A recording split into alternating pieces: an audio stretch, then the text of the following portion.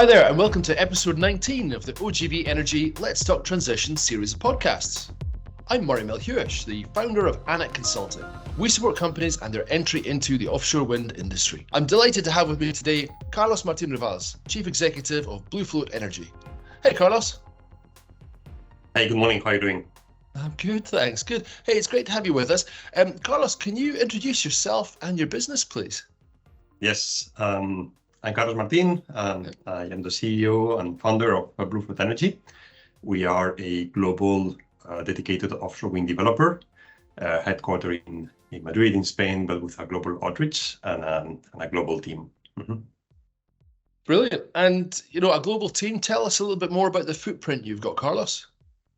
Yes, so we were designed as a global outfit from the outset.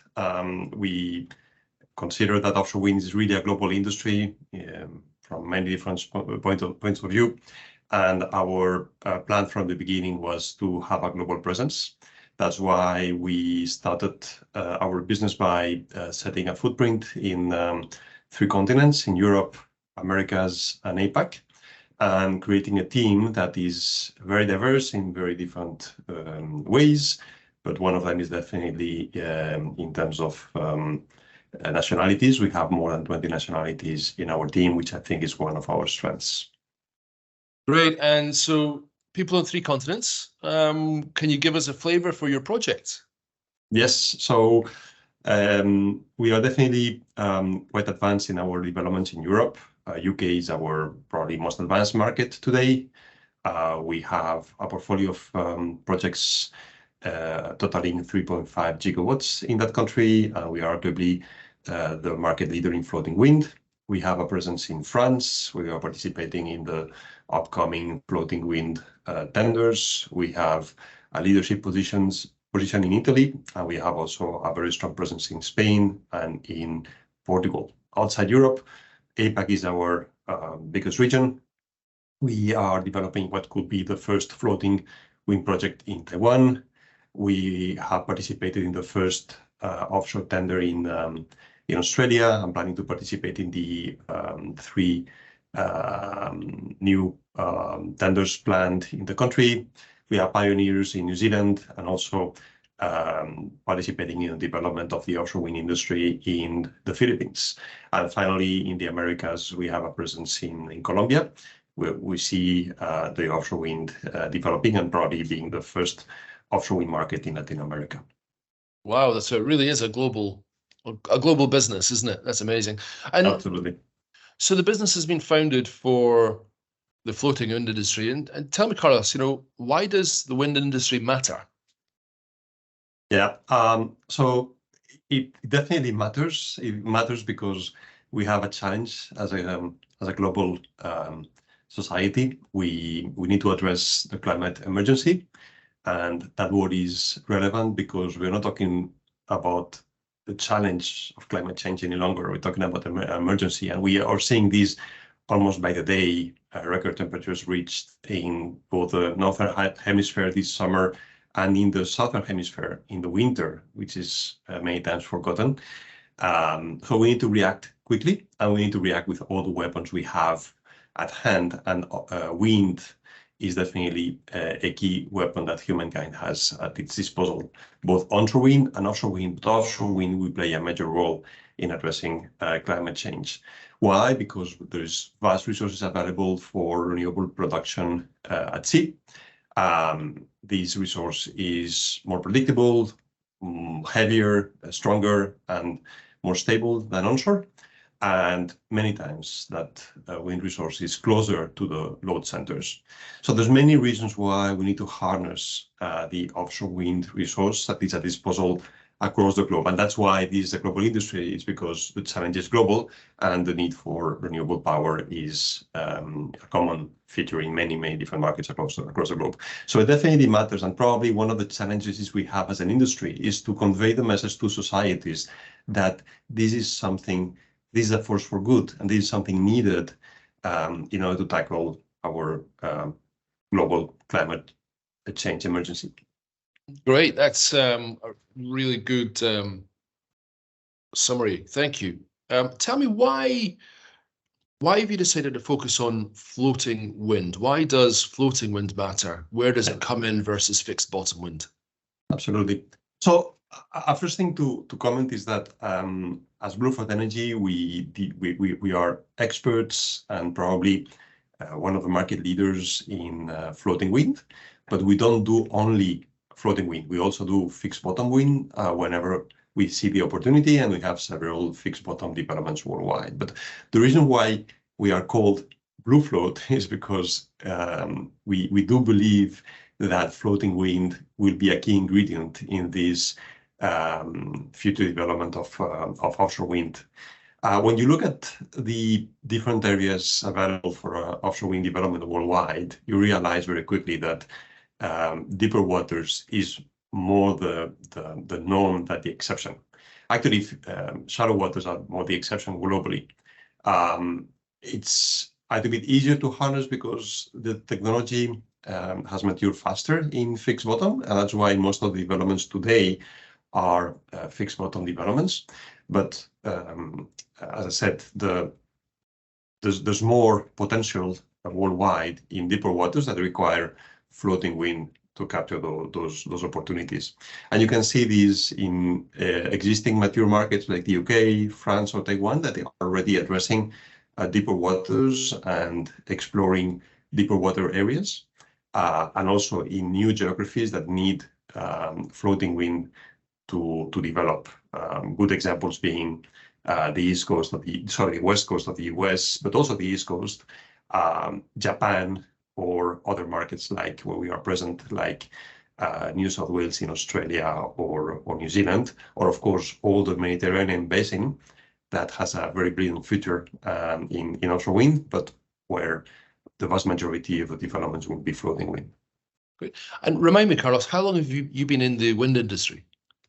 So personally, I've been working in the wind industry for almost 20 years, initially as a management consultant, and then at EDP Renewables that I joined back in 2010. Within offshore wind specifically, I started working in 2013 at EDP Renewables, where I became project director for the WindFloat Atlantic project, which was one of the first floating wind developments worldwide, which eventually became the first floating project to secure a bank financing structure, which was a key milestone in the development of the floating wind industry. Great. And in that 20-year period, Carlos, what are the key milestones that you've seen in the offshore industry? Well, I've seen the whole development of the offshore wind industry from almost its outset. I saw its development from what was perceived as a niche technology in very special markets that didn't want to see onshore wind development because of its visual impact, like the UK. And I saw the transformation from these early market developments into a mainstream technology that is cost competitive against other sources of renewables, and that has become a mainstream technology that is being has moved from these early market developments in the UK, Belgium, Netherlands, Germany, or China, moving into many new markets for offshore wind, where actually BlueFloat has been participating in kickstarting those markets. And we can now see more than 25 markets worldwide embracing offshore wind as a key ingredient in their energy mix. Great. And obviously, offshore wind is important at the national and an international, in fact, a global level. And with that in mind, what role do government policies and regulations play in shaping the offshore wind industry? Yeah. So governments are key, of course, in kickstarting and developing offshore wind. And that's because this is a key part of a national energy policy. There's some key success factors that governments need to follow in order to develop a sustainable and ambitious offshore wind industry. The first one is defining high ambitions in the long term for offshore wind. Scale matters in this industry, and defining important long-term goals is, of course, key to attract investment in the long run. So these long-term plans are of course critical, and it's very important for governments to avoid the temptation to capture value very quickly, but putting at risk the long-term sustainability of the industry. So one example here is some governments have tried to auction sea leases at very high prices. We can understand why, but this is not necessarily good for the long-term sustainability of the industry, because the price paid for those leases eventually translates into higher prices for power. So long-term plans is a very important aspect. Predictability is another very important aspect. It's very important that governments deliver on their plans. We've seen this in few markets, unfortunately, but in some key markets. The example I always use is Australia. Australia has been fast in developing its plans and has been very good in meeting its targets in terms of when a regulation will be in place, when renewable energy zones will be called, and when the tenders will happen. And that gives a lot of comfort to developers like us in making commitments for these markets. A third key element is a reasonable risk allocation. It's very important that regulation allows for rewarding developers as they meet certain targets, certain deadlines in the development of the offshore wind farms. That gives an incentive for the risking projects and an incentive for developers to increase their level of commitment as they progress along the development process in any given project. And overall, when governments focus on ensuring the long-term cost effectiveness of the offshore wind industry, we see the market flourishing. And there's a good set of countries around the globe. I talked about Australia, they're just starting, but other markets like the UK have already delivered very significant capacity. Not easy, of course, and they are addressing very important challenges, but when the key objective is the long-term development of the industry at as low a cost as possible, there's where we see the markets delivering on its targets. Great, and I think I already know the answer to this question, but I'm going to ask it anyway, Carlos. So, you're a chief exec with a global remit. Do you see a best practice in any one country in terms of the support for the offshore wind industry? Well, it's difficult to mention just one country. There's a good set of countries that have done quite a number of things right, and that's why they are developing faster than others. But of course, the one we like to mention is the UK and Scotland in particular, when it comes to developing floating wind. It probably ticks many of the boxes. Maybe not all of them, of course. It's difficult to do everything right, but there's quite a number of things that the UK is doing right in order to secure the long-term sustainability of an offshore wind industry. First thing is that the country has set long-term ambitious goals in offshore wind in general and floating wind in particular. And it has not just set ambitious goals, but put the action behind the words by leasing large sea areas for floating wind. And that's particularly true for Scotland, that has developed what we can see as a reliable and well-thought and rigorous marine spatial planning that has later translated into the lease of significant areas for offshore wind development and floating wind development in particular. It has set both long-term plans for commercial development of offshore wind, but also what we could see as stepping stones, pre-commercial projects of different sorts. We have seen it more recently with the INTOC lease round, which has complemented the ScotWind lease round, which was more focused on commercial projects. I think the country has avoided the temptation to force local content enforcement, but at the same time has provided the means for developers to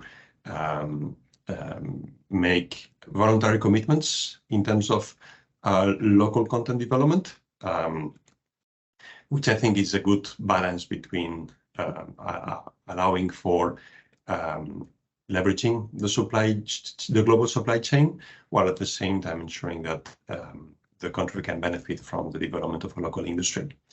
The focus on capability building has been another key item, and we can see this in many different ways, but it comes from capability building in more the operational skills, but also in more innovative or engineering skills. And there's good examples in the country of training centers and universities becoming role models for many different countries around the globe. And I can cite, for example, the University of Strathclyde being a good reference when it comes to engineering and innovation capabilities in offshore wind.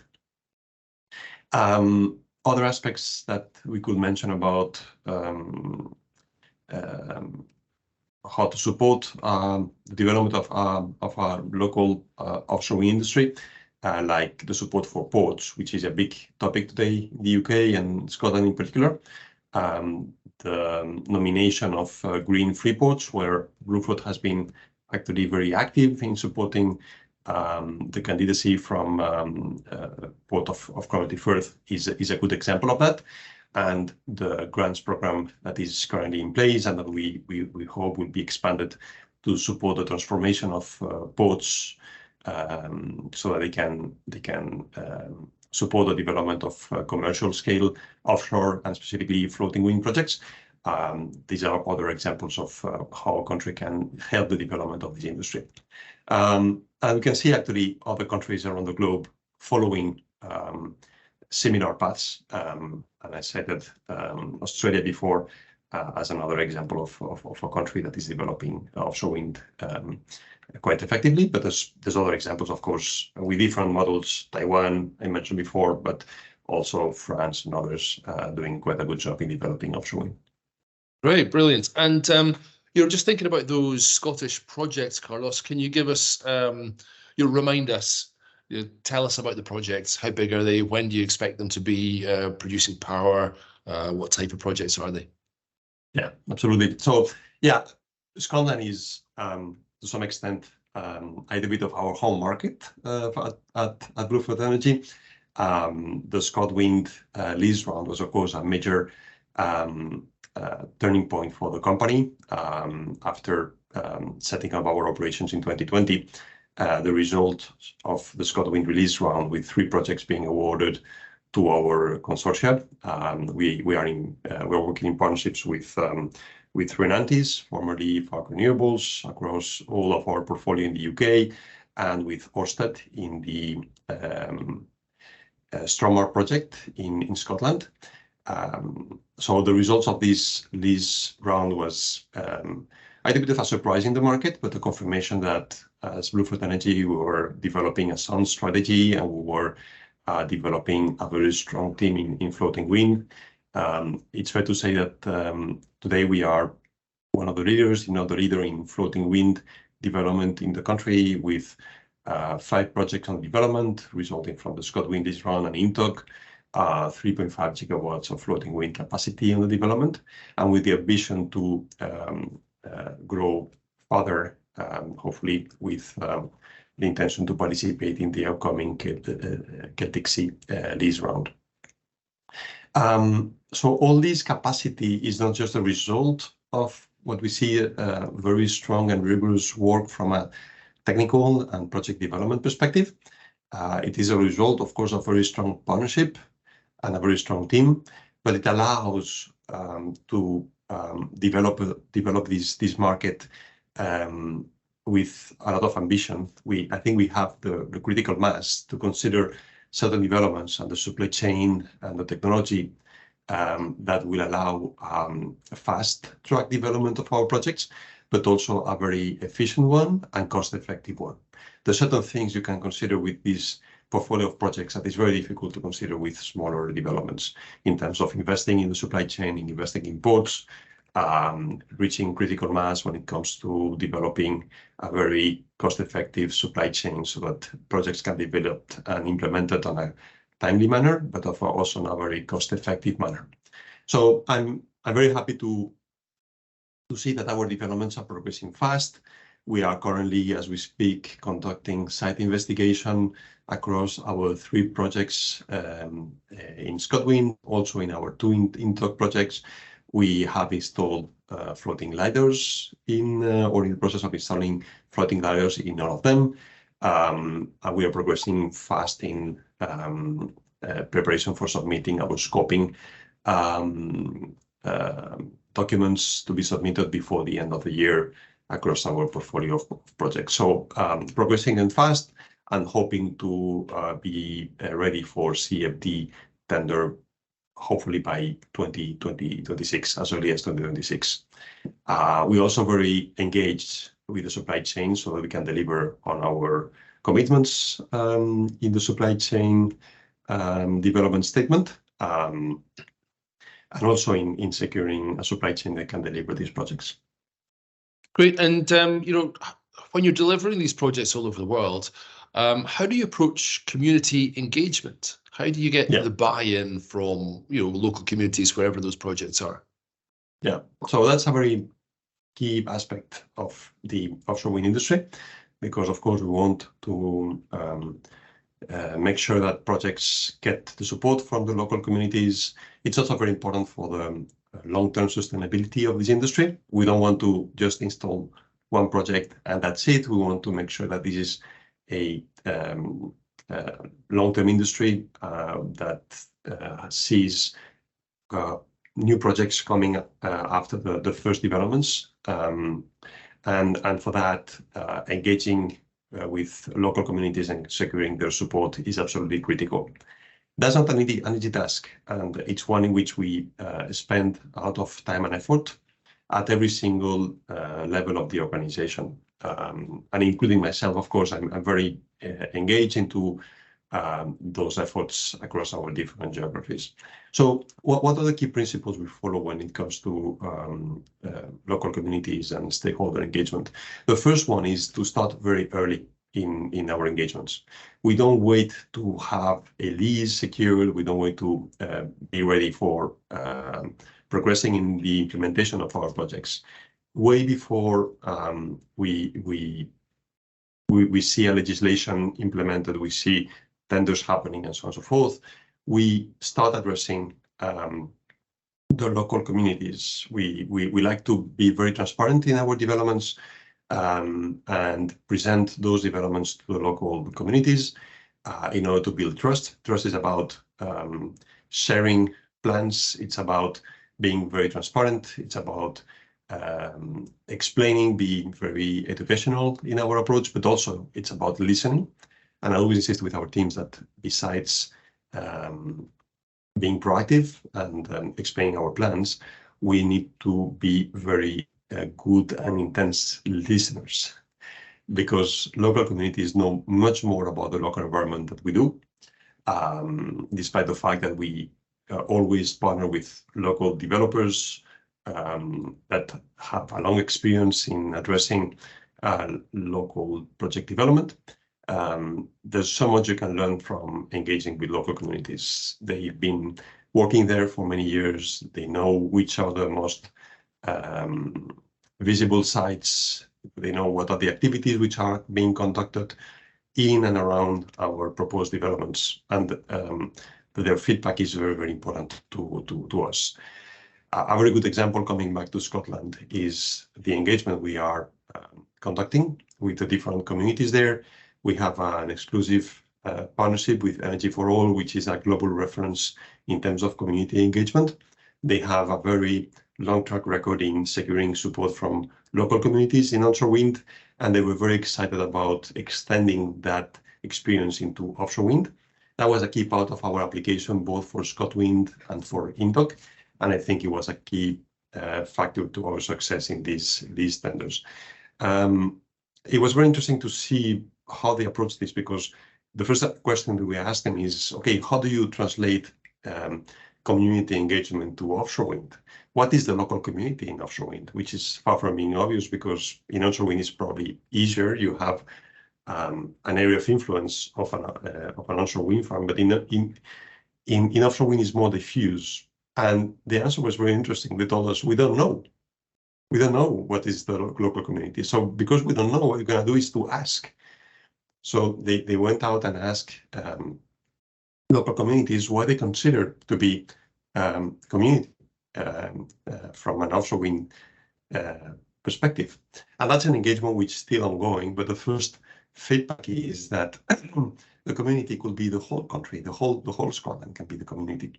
That is an aspiration in Scotland to be involved and participate in offshore wind development, no matter whether you can see the wind farms. Most of them, we cannot see them because they're far away, but they definitely want to be involved as a community. So it's a very interesting perspective, and it's a new perspective. There's a lot of innovation that needs to come into offshore wind, and not least from a local community perspective. And I would like to also mention very specifically the indigenous communities that we already involving very heavily in some of our countries. In all the countries where indigenous communities exist and are a key part of the local stakeholder engagement. To cite some examples, Australia, where I've been recently in this last month of July, was traveling around the country, also in New Zealand, Aotearoa, the name in Maori, which is very important because the Maori communities, the so-called iwi communities, are very involved. And in both countries, to cite a couple of examples, but the same applies to Colombia with the Wayuu communities in Guajira, or the First Nations in Canada. All those communities have a very deep sense of involvement and a sense of protection of the environment, of the cultural heritage, which dates back from many centuries. The indigenous communities in Australia, so-called traditional owners, are considered the longest and oldest culture in the surviving culture in the world. Their presence in the area dates back from as long as 40,000 years, and their involvement in the local environment is very deep. So that particular type of engagement with indigenous communities is particularly relevant. It's very interesting, very rewarding when you engage with them, and we spend a lot of time. We spend a lot of time engaging, listening, understanding their concerns, the way they propose us to look at these involvements. I spent a very interesting meeting, a couple of hours, with the Warimi nation in the Hunter region in Australia this last summer. And it was a very good learning exercise where you realize that us humans are part of the environment, a part of. They talk about Mother Nature in a very true meaning. They believe that we should consider the nature our mother, and whatever we do to nature is the same thing that we'll do to our own mother. So when it comes to installing an offshore wind farm, we're doing this for the right purpose, to help saving the planet and the earth, but we need to do it in such a way that protects what we could consider our own mother. No? So this type of engagement and influences our approach to offshore wind development, and we take this very seriously and very much into consideration. Wow, so it sounds like a real investment by the business in local community relations. That's great to hear. Now, Carlos, you mentioned CFD earlier, and I thought it was interesting that one of the major developers here in the UK recently announced that they had no need to wait for CFD for their two fixed bottom wind farms. How long do you think it'll be before we get to that same position in floating wind? Yeah, so I think that announcement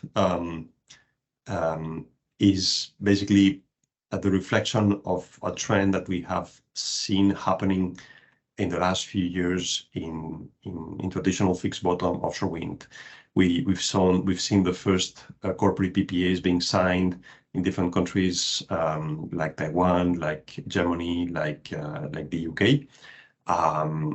And it's the reflection of, on the one hand, the cost competitiveness of fixed bottom offshore wind, a regulation that allows for this type of CPPA arrangements, an interest from energy-intensive industries, new industries in many ways, like data centers or semiconductor industries, being more and more interested in securing long-term arrangement for green energy supply.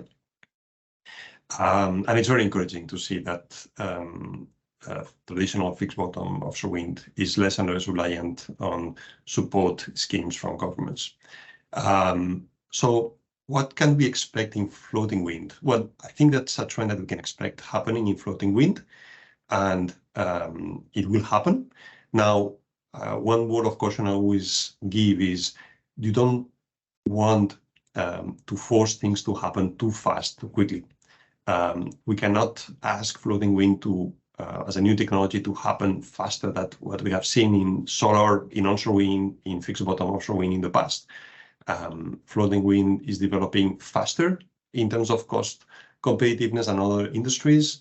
The cost of floating wind is lower than what the cost of fixed bottom offshore wind was when fixed bottom offshore wind had the same installed capacity as floating wind today. So it's already a good starting point, and costs will go down. There's many factors that makes us believe that the costs will go down quite fast, but you need to allow that development to happen.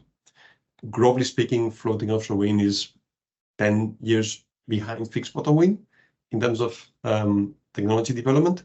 So globally speaking, you should expect these developments in terms of corporate PPAs happening, but it will take a few years, probably between 8 and 10 years before that happens. In the meantime, you need to let the market develop as it happened in other renewable technologies, with support from governments, with defining long-term plans, and with the right stepping stones in the meantime that allow for installed capacity to grow and for costs to go down, as it happened in other technologies. Great. So 8 to 10 years. Well, we'll look forward to seeing how that develops, and of course, hopefully, we can, as an industry, we can even beat that. That's what we're here for. Hopefully, they will be able to beat that. The only thing is, don't try to run too fast, because again, it would be unfair to ask a new technology to mature much faster than others. Of course, we are ambitious. We want to make the right things for this to happen fast, but with the right level of the right milestones and the right level of safety and security. Brilliant. And just thinking back to the global picture, Carlos, this is a market globalizing quickly and developing very quickly indeed. What are the factors that you consider when you're considering a new market for investment? Mm-hmm. Yeah. So one important aspect about BlueFloat Energy is that from the outset, we set as our key mission to expand the footprint of offshore wind globally.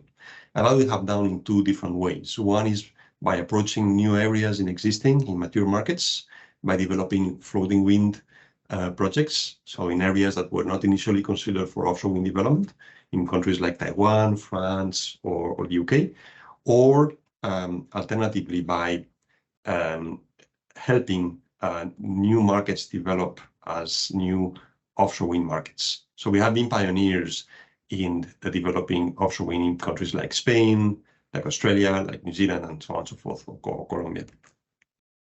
And that's because we believe that, again, offshore wind is a major driver for decarbonization globally.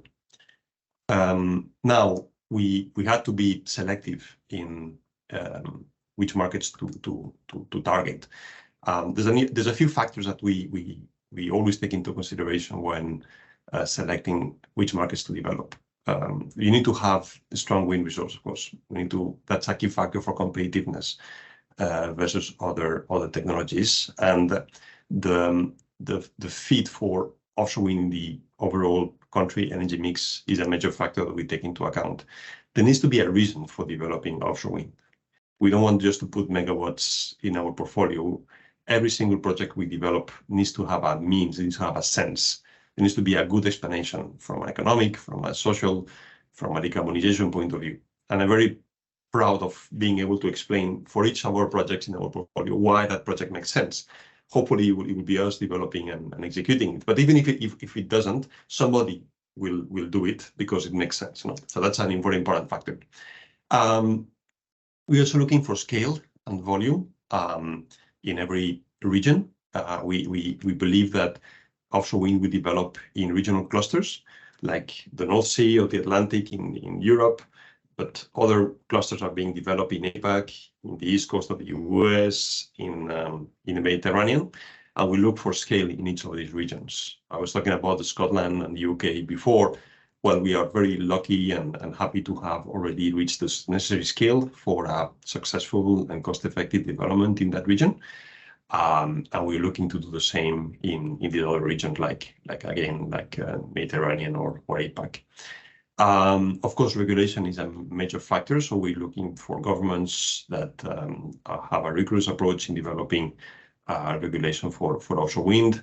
Of course, we want to see regulation developing fast, but more important than fast is rigor, and we want to see governments developing a sound and reasonable regulation. And actually, we spend also a lot of time and effort in supporting governments in providing examples of how the other markets are developing this industry, providing our input into how we see regulation happening to support this industry. And finally, probably the last thing we look for is the right partners, local partners, to help us developing our presence in a given market, and sufficient and reasonable level of competition. We have decided not to pursue certain markets simply because there was too many competitors already in that market. Probably Ireland is one of them. Will it happen? Yes. Does it have a sound regulatory regime? Yes. Is it too competitive? Oh, yes. Probably one of the markets with the highest competition compared to the potential of the market in the world. No? Well, that's so interesting. We decided not to address this market. Yeah, that's interesting. I hadn't thought about that before. That brings me to challenges, Carlos. These are massive multi-billion-pound projects being undertaken all over the world. What are the main challenges to delivering them? Yeah. So, well, of course, financing is one of them. We are lucky to count on a very strong financial partner, our shareholder, 547 Energy, part of the broader Quantum Energy Partners group, which is a very established and strong investment firm in the broader energy industry. We also count on this partnership strategy that allows us to co-develop projects with other partners. But beyond financing, there's a number of factors that I think are very important. Some of them, we talked about them. Social acceptance, social license is very, very important. That's why we invest so much early on in our developments. Scale at regional level, we also commented about that. It's important to secure the right level of scale because there's significant investments that need to happen in the supply chain, which is many times a regional one, and suppliers will invest in supply chain to the extent that they see a long-term development in the industry and sufficient scale. Technical capabilities, one of the key features of BlueFloat Energy is a very, very strong technical team. We probably have the largest combined experience in floating wind, in executing floating wind projects in the market, with a team with very different backgrounds across the supply chain, developers, turbine manufacturers, EPC contractors, and so on and so forth. So all those elements, I believe, are absolutely key to secure a sound and reasonable development in each of our projects. So that's where we spend a lot of time and effort in our developments. Right, I'm just going to have a glass of water. I'm yeah thirsty. Eventually, it's all about people. No, you want to have the right people that are able to face the many challenges that you many times experience. And we have personally, I experienced that in the BlueFloat Atlantic project when I was working for EDP Renewables. It's especially when it comes to pioneer projects like these ones, you need to be able to address many challenges along the way. And the way to address them is by having creative and perseverant people in the team. And, let's think about people just for a second there, Carlos. How do you, in your experience, what's the secret to finding and keeping those best people for your business? Yeah. So at the end of the day, it's very basic things. Is creating an environment where it's pleasant to work, where you foster collaboration, you give people responsibility, you trust people, and we are lucky at BlueFloat Energy to have created such an environment. We have probably one of the lowest turnovers in the industry, and that's because I think people are happy to work in a company that has an impact in the industry, that where people have the capacity not just to have their landmark in how projects or how the whole company develops, but that probably goes beyond the company. It also has a certain influence on how the whole market is developing, specifically in floating wind. As I said, very strong collaboration inside the team, and generally speaking, a place where I think a whole set of diverse people from very different perspectives. We talked about nationalities. We can also talk about gender and backgrounds. Like to work. We had our annual meeting in June in Spain. We had all the team coming from different parts of the world, and it was just amazing. You didn't have to prepare. Of course, we prepared a very intense program, but beyond what we prepared, it was very natural that people came along together very well. People hadn't met before came along very well and continue to collaborate when they go back to their countries. So that's the type of environment you like to create, and it's so powerful when you prepare for a tender, for example. It's so powerful to see people collaborating and putting all their effort to support any country in delivering the best application that we can build. So yeah, I think it's all about all these elements that creates the right dynamic in a team. Cool. Carlos, when you're delivering these projects, is the strategy for delivery set by your team in the center, or is it set by the regions? How does that work? Well, as I said, it's a very collaborative effort, so everybody contributes to that. But generally speaking, we put a lot of weight on the country organizations when it comes to how to develop projects. It's them leading the preparation for tender application, for example, and subsequently they take the lead in conducting all the development consenting work. So everything related with market development, consenting, stakeholder engagement is led by the local organization, but with a very strong support from our corporate organization. We do have a corporate organization in all those matters that allows for leveraging experience from other markets, best practices, and so on and so forth. When it comes to technical supply chain, this is managed essentially centrally. Same thing with a lot of involvement from the local teams. But we believe that scale, regional critical mass, and global knowledge is very important at the technical level. And that's why the central technical organization has a more prominent role when it comes to developing technical solutions, when it comes to engaging with engineering firms or with technology providers globally. Right, and in terms of the supply chain pyramid that supports BlueFloat, how many direct suppliers would you expect to have, and for what sorts of goods and services, and then how many other suppliers in other tiers? Yeah, so we see a number of packages that will have to be well thought as such as packages when it comes to delivering our projects. Probably nothing strange there. VTG delivery and integration will definitely be one of them. Platform substructures, design, engineering, and construction will definitely be another one.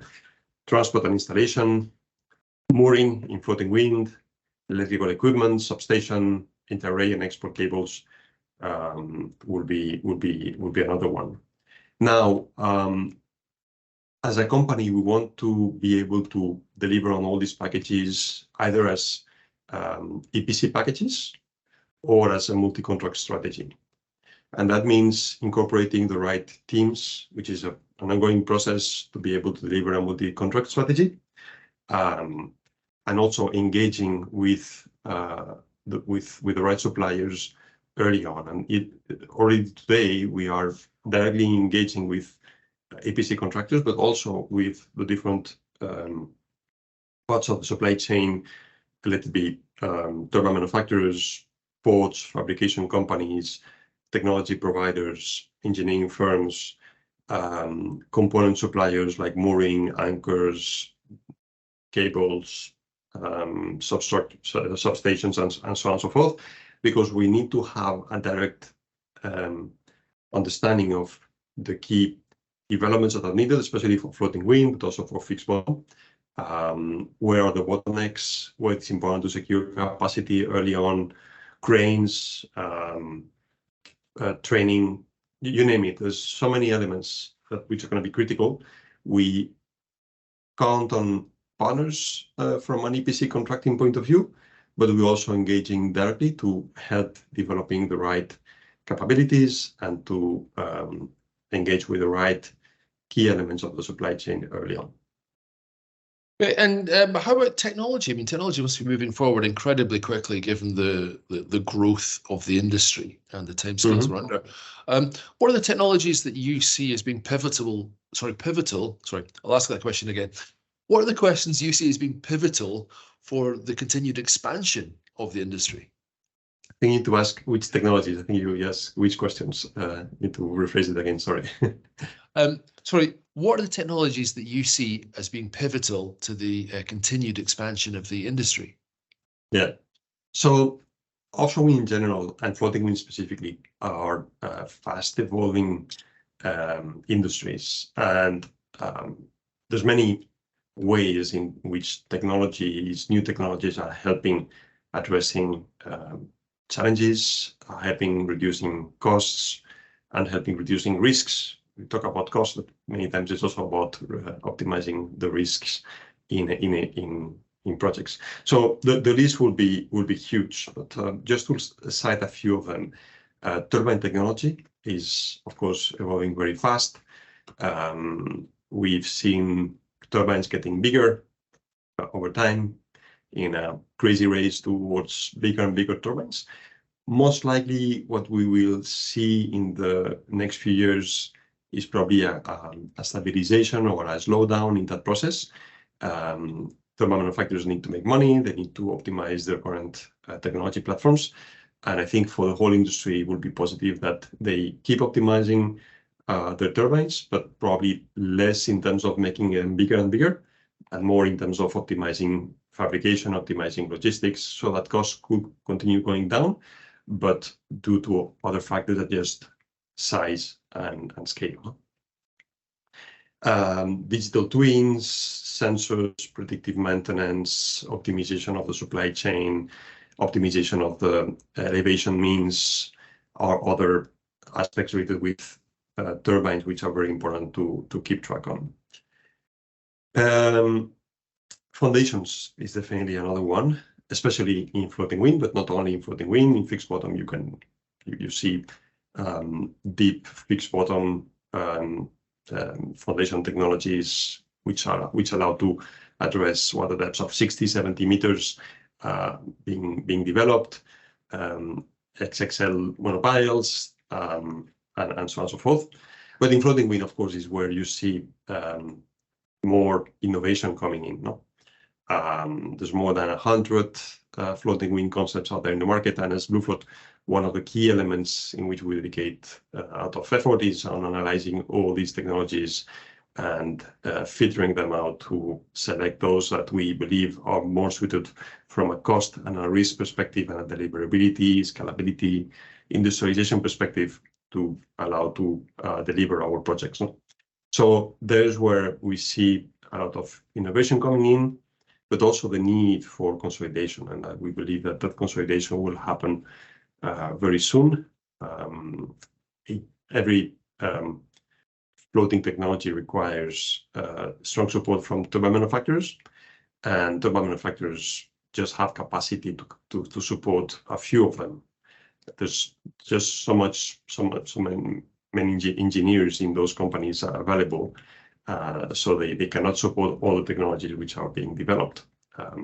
Those technologies that can secure the support from turbine manufacturers are those which will be in better position to win this race. But of course, as developers, we are very much involved in that process and work very close with turbine manufacturers to understand their priorities, but also on providing feedback to them, which is something they appreciate very much, so that they can make the right choices. Apart from these, a lot of innovation is needed in cables, especially dynamic cables for floating wind, mooring equipment, installation means, O&M, and so on and so forth. So yeah, the reason I was commenting we are confident on costs going down is because innovation opportunities exist across the whole supply chain and should allow to keep the current downward trend in cost reduction in the future. Great. And Carlos, there's no doubt that you're one of the leaders of the energy transition. You're running a global business delivering multi-billion-pound projects. How do you get to be chief executive of such a business? Take us through your career and what were the pivotal moments? Yeah. So at the end of the day, when looking backwards, you realize that every experience in your life, if you manage to learn from them, counts in defining you as a leader in this industry. There's three key experiences that I learned from. I work as a management consultant, and these probably gave me the rigor and the strategic mindset to think about how to shape a company and how to understand the global trends and the global priorities for a successful strategy. Of course, my experience at EDP Renewables was key to learn from the offshore wind industry and floating wind in particular, from a project development, but also from a technical point of view.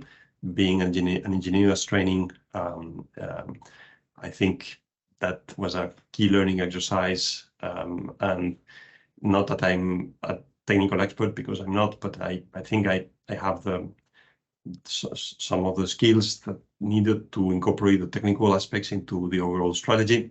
And then a more recent experience in a Spanish multinational, not specifically in the energy business, also helped me in developing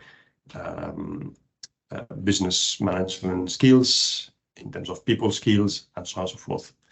But probably the most important experience was about being able to create a very effective team, being able to develop the right environment to attract people, attract talent and to make that talent flourish in the right environment. And has been the success behind BlueFloat Energy so far.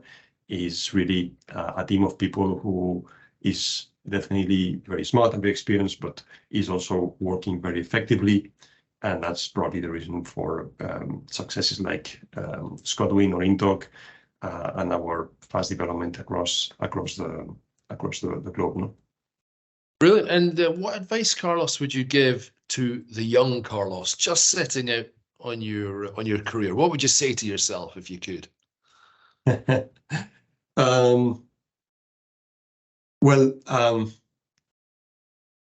There's a few aspects that I think are important when we're looking backwards. And if I had to tell somebody in its early phases of development in their career, first thing is follow your passion. No, at the end of the day, we are driven by passion, and when you really believe in what you do and you're passionate about your day-to-day, things tend to work better than if you're just trying to follow what the path that has been set by other people. No, so follow your instincts. For your passion is definitely one of them.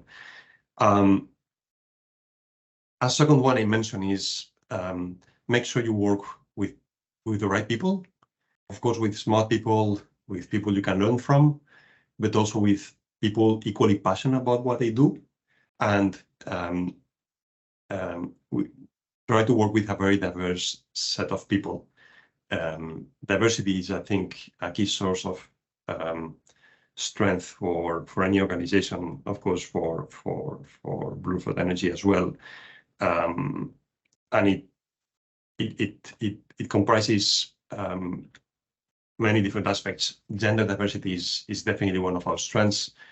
There's the energy industry is unfortunately not a diverse one from a gender perspective, but there's definitely very, very strong talent. And I think one of the key aspects we've been able to do right in BlueFloat Energy is to attract female talent. We have very, very strong female colleagues in the company. We're probably not yet there in terms of being a fully equal company, but we are in the process of ensuring that there's also female talent at senior level of organization. But it's definitely a key source of talent and a key source of strength. International diversity is very important as well. It's important to have a global mentality, being open to work on the very different environments, because globality is definitely a key source of strength across different industries, but definitely in the offshore wind industry. Curiosity is another one, and perseverance. There's a sentence I like is sometimes you win and sometimes you only learn. But it's important to learn. So don't expect things to happen the right way all the time. Sometimes you make mistakes. Sometimes you don't achieve your goals. It's okay. It would be realistic to believe that you always really will win and do everything perfect. What is important is to learn from past mistakes, no? And you need to be humbled. So yeah, being humble is probably the last point I will highlight, because it's the only way to learn and the only way to do things better every day. Brilliant. That's some brilliant advice there, I think, for young people, something we should all think about. And yeah, I think that'll resonate with a lot of people. So thank you, Carlos. Now, Carlos, in each episode, we ask our guests to set a question for the next guest without, of course, knowing who they're going to be. And in the last episode, we met with Bruce Hall. He's Chief Exec Officer at Onyx Insight, the predictive analytics specialist. And he left this question for you. How are you driving skills development to ensure a dynamic workforce to support the energy transition and the wind energy? Sorry, I'm going to ask that again. How are you driving skills development to ensure a dynamic workforce to support the energy transition and the wind industry specifically? Yeah. Well, first of all, I think it's a very good question. especially in a new industry like offshore wind and floating wind specifically. Skills, capabilities is absolutely critical for to ensure success. This industry is growing by 15-20% per year. So ensuring that we have a constant flow of new talent in the industry is absolutely paramount. So I would like to answer this question in two different ways. First of all, internally at BlueFloat Energy, and second, as an industry, what are we doing as BlueFloat Energy to help the development of skills in the industry? Internally, it's about attracting talented people. Of course, talented people from the industry. We have been quite lucky to be able to attract experienced people in an industry that has a lack of sufficiently experienced people. But it's also about attracting people with experience in other industries which are relevant for offshore wind. And it's attracting talented people in the younger generation. It's about attracting people with a lot of potential, with this passion we're talking about, to learn and to develop themselves. And when you have a good set of professionals, a good team, what we call here the dream team, you create the environment for people to keep learning. The other element is to give every person the possibility to develop themselves, to get out of the comfort zone, to do new things they haven't done in the past. And I include myself there because I'd never been a CEO before BlueFloat Energy. So there's many ways in which I had to learn how to become an effective leader. And that's what makes a job attractive, is a job that is never the same every day, and where you have to define how to do new things over time. Of course, developing skills and capabilities for addressing those challenges it requires training, and we do training. But the best training is to do things on the job, and to give the people the means and the resources to address those challenges. So that's the internal perspective. From an external point of view, we also engage a lot with our partners in the supply chain to set the conditions for training people. That includes providing long-term visibility about what are going to be our needs. It includes signing partnerships with industry bodies so that we can share with them what are going to be the activities and the skills that would be needed to deliver our projects. We have signed partnerships with associations like ASIME in Spain, the Hunter Cooperative in Australia, for example, or ICN, and the list of examples is pretty wide across different geographies. So we like to partner with these industry bodies because they are very committed to help their associated companies consider this as an opportunity. It's a good way to maximize the local content. If you find good, effective, and cost-effective suppliers locally, that's the best way to reduce risks in your projects, but also to ensure that local stakeholders see a benefit in the development of offshore wind. So collaboration with these associations is very important, and of course collaboration with public entities like universities, like local councils, municipalities, and regional governments is also very important, because they also need to set the basis to create the right environment to house those people, to give them the local right environment for the families to live in. So it's quite a wide range of activities which are needed, but all of them very local. And here's where our local teams are very critical, because they're on the field working with our local partners, identifying the right bodies and associations to work with. Brilliant. And Carlos, ahead of today's recording, I asked you to set a question for our next guest. Can you let us have it, please?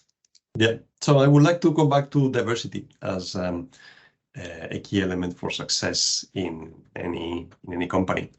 And the question I will ask for the next speaker will be, what does diversity mean for you and your organization, and what are your actions or plans to ensure diversity in your company? Great. Well, that's I very much look forward to hearing the answer to that. I mean, diversity, of course, critically important for us all today. Carlos, you've been a great guest. Thank you so much for joining me this morning. So thank you, Carlos Martin, thank you, Carlos Martin, Chief Executive Officer at BlueFloat Energy, for joining us this morning. Thank you for having us. It was a pleasure, a very good discussion, and looking forward to continue engaging with OGV in the future. Brilliant, thank you. As always, feedback on today's episode, most welcome. Suggestions for which leaders of the energy transition we should feature next, ideas on the questions that we should be asking them are welcome too. So many of you get in touch through LinkedIn. Please keep that coming. Alternatively, drop me an email. It's Murray, that's MORAY, at anetconsulting.com. And just before I go, skills for the energy industry, of course, are essential for growth. And coming up on the 8th of November, we've got the Energy Transition Recruitment Fair. So if you are looking to expand your team or to make your career in the energy transition, come along. You'll find details online. It'll be great to see you there. 8th of November in Edinburgh. Thank you very much.